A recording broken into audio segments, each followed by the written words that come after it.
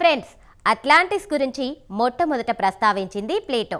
ఆయన చెప్పిన దాని ప్రకారం ఈ నగరం ఫిల్లర్స్ ఆఫ్ హెర్క్యులస్ అవతల ఉండేదట.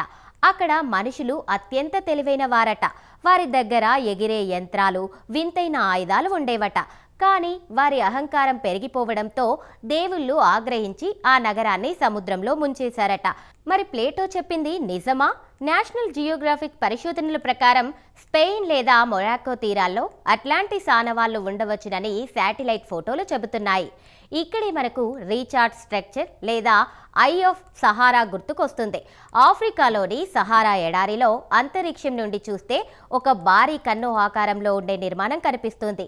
విశేషం ఏంటంటే ప్లేటో చెప్పిన అట్లాంటిస్ నగరపు కొలతలు, ఈ రీచార్డ్ స్ట్రక్చర్ కొలతలు అచ్చం ఒకేలా ఉన్నాయి.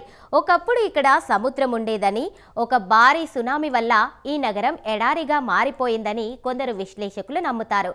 ఇక్కడే అట్లాంటిస్ రాజులు నివసిస్తున్నారా? దీని మీద ఇప్పటికీ డ్రోన్ సర్వేలు జరుగుతూనే ఉన్నాయి. మరి అట్లాంటిస్ వాసులు ఏమయ్యారు? ఒక థియరీ ప్రకారం ఆ నగరం మునిగిపోయే ముందే వారు ప్రపంచవ్యాప్తంగా తలో దిశలో వెళ్లారని, ఈజిప్టు పిరమిడ్లు, మాయన్ నాగరికత కట్టడాల వెనుక ఉన్న విజ్ఞానం అట్లాంటిస్ నుండే వచ్చిందని అంటారు. అందుకే ఈ భిన్నమైన దేశాల్లోని కట్టడాల మధ్య అంత పోలికుంటోంది. వారు వాడుకున్న ఓరీ చాల్కం అనే వింతైన మెటల్ ఆనవాళ్లు కూడా ఇటీవల సముద్ర గర్భంలో దొరికాయి. ఇది బంగారంతో సమానమైన విలువ కలిగిన లోహం. ఇది అట్లాంటిస్ ఒకప్పుడు నిజంగానే ఉండేదని చెప్పడానికి ఒక బలమైన సాక్ష్యం.